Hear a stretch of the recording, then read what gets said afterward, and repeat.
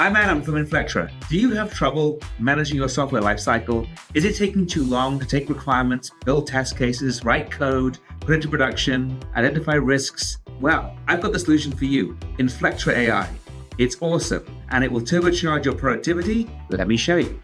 I'm going to be showing you how to enable and use the new Inflectra.ai solution. First thing we need to do, if you signed up for a trial or are using a production version, is making sure it's enabled. We do that from a responsible AI standpoint to make sure it's fully opt-in. So the first thing you'll need to do is go to your system administration menu on the top right, scroll down and go all the way into general settings.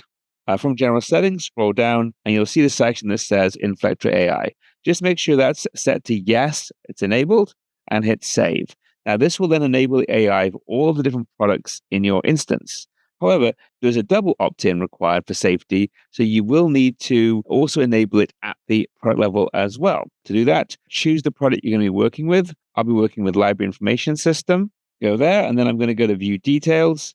And from there, I will verify that Inflectra.ai is in fact enabled at the product level for this particular product. So that's great. So now that I've enabled it for both the system and product level, I can now go ahead and use Inflectra.ai. Now, Inflectra.ai will help you speed up the generation of key common artifacts in the system. So let's start at the beginning. Imagine I'm going to my requirements matrix and I'm working on some requirements and I want to be able to use the AI to speed up some of my activities. So what I would normally want to do is go ahead and let's create a brand new requirement. So I'll use the insert feature and I'll type in the name. So as a customer, I want to be able to book a hotel room in a major city or city in a city, something like that. So that's my user story. I'm writing in a user story format, but you can write it in a more functional system requirement format as well.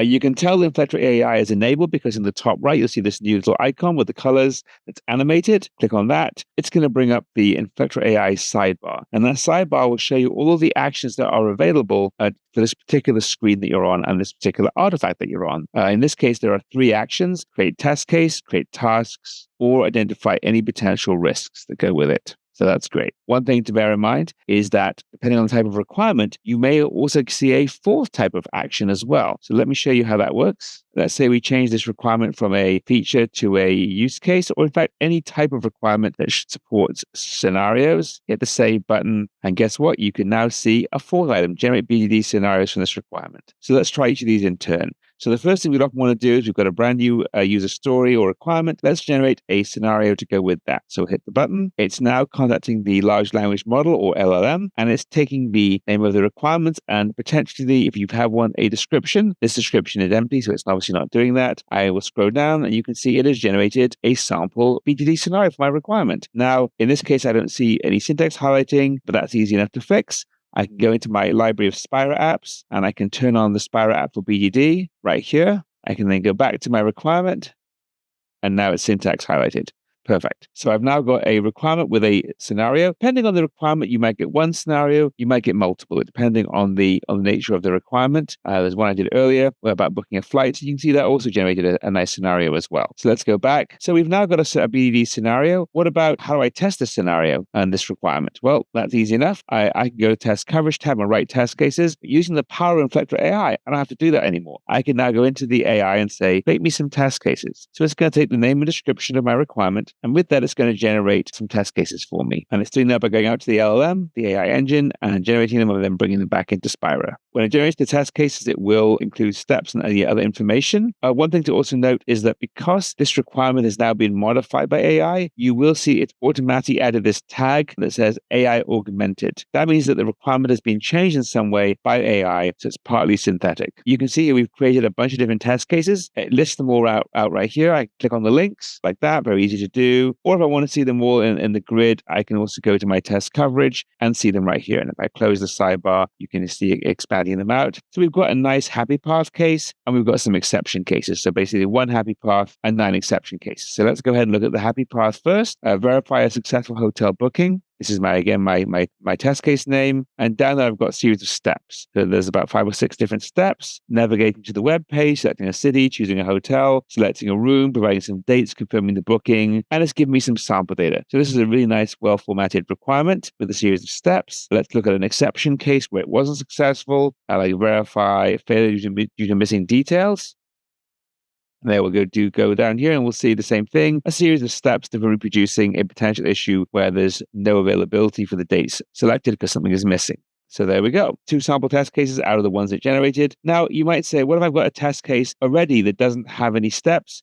Well, the AI is also available there. We can take that one test case and we can add steps to it. So if you're missing steps, there's always an option to take an existing test case and write the steps for you. The other thing that can be quite useful is suppose we don't have a requirement around missing details or around this test case whatsoever, you can reverse engineer a requirement. So for example, let's see, this is a sample test case I generated previously about verifying a flight booking cancellation. Let's reverse engineer a requirement from that by using this option. And it's created a requirement that reflects the test case. It's created a new requirement for the flight booking cancellation process. And there's my requirement.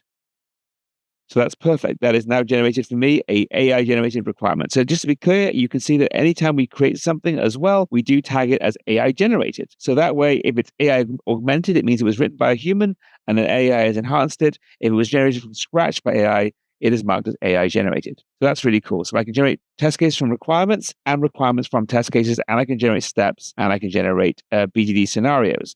But that's not all I can do. I can do quite a bit more than that, in fact. I can also go in and let's think about the development process.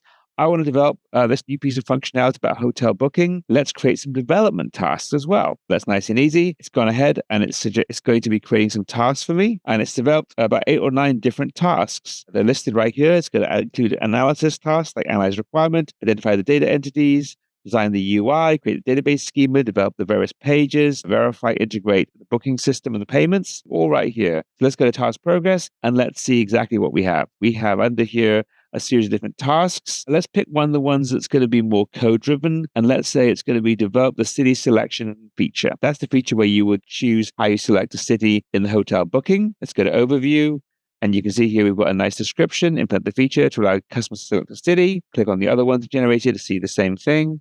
Hotels, select a room, select a hotel. Okay, all pretty straightforward. And let's think about this one step further, though. What if the AI can help us even build this feature, maybe do some initial testing? That'd be really nice. So that's great. We can do that as well. We can generate code, and that will generate the code for implementing this feature by itself, or I can implement code with an appropriate unit test. Well, let's go ahead and do that. I could do it in Java using JUnit. You can see I did that before in a previous demo. It remembers that as a favorite, so I can just click on it. But perhaps I'm going to do something different. I wanted to write it in .NET, and I'm going to use NUnit and .NET together. And let's do that instead. And that way we'll get an example here in C#. So let's go ahead into my associations, attachments, and I can see, I close my tab. I've got the feature itself and I've got the unit tests. So let's close some of my tabs down and let's go ahead and open the item in a new tab. And let's go ahead and look at the unit tests in a new tab as well. Great. So I've now got, let's first of all look at the feature. It's built me the stub code for selecting a city. Again, it's just a stub implementation, but you could then publish this into your Git repository and now build that out. If I go into my unit tests, you see we've got an example here of a unit test as well using that particular feature. So we've got some sample code to begin with. If I wanted to choose a different language, because maybe I don't want to use C#, maybe I decided to start a Java developer instead, it's super easy. I can go back here and I can just regenerate it with a different language. So I'm now going to use Java and JUnit instead of C# and NUnit. Go back into my attachments tab, hit refresh, and I can then see I've got 2 Java options. Let's look ahead at the Java JUnit file right here.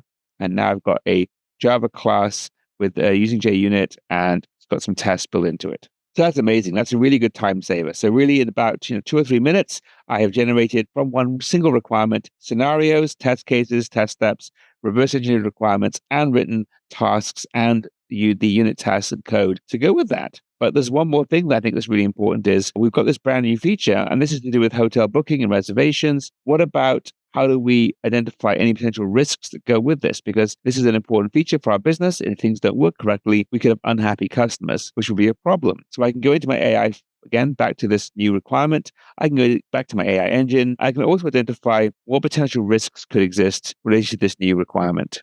And it's thought of 3 particular risks: data integration, payment processing, or just the UI may be hard to use. And I can either click on the link here, or I can go to the associations tab and go from there. Well, since I'm on this page, let me look at UI risks that we might have. So it identifies there could be UI errors. There's a risk that we could have UX bugs or user frustration. The great thing is using the AI, I can do one more thing here. and I can generate mitigations for that. So it's going to figure out how can I mitigate poor user interface in my application. It's come up with 8 different mitigations. If I scroll down, you can see it's got some examples like UX testing, usability testing, maintain the UI, design pattern across everything, have a rollback function so that if you do introduce an issue into the UI, you've got the ability to roll back quickly, validation, and a user feedback system to get feedback from users in the field. And that's pretty cool. If I was to choose a different risk, I could even do the same thing. So maybe a payment processing failure. Let's say I want to figure out how I mitigate that kind of issue. Let's go ahead and do the same thing, generate mitigations, do the same thing, going to generate some risks for that more technical issue as well. So let that run. 10 mitigations again, hit the refresh button, and you'll now see we have the mitigations right here. And it's got a variety of different options for mitigating anything to do with payment processing. Everything from load balancing, to having redundant payment processing, vendors, alternate payment methods, a retry mechanism, monitoring, stress testing, and a customer support hotline. And sometimes we forget that a manual offered method like a hotline can be a good mitigation when you have a technical failure. And building that into your business model is really important. So look at that. We have, in about the space of 5 minutes, generated an entire project plan for one feature. We added the feature manually. From that, we've generated test cases, tasks, scenarios, risks, risk mitigations, written code, and written unit tests. And all of that has been done in the blink of an eye. So I hope you enjoyed today's webinar on Inflectra.ai.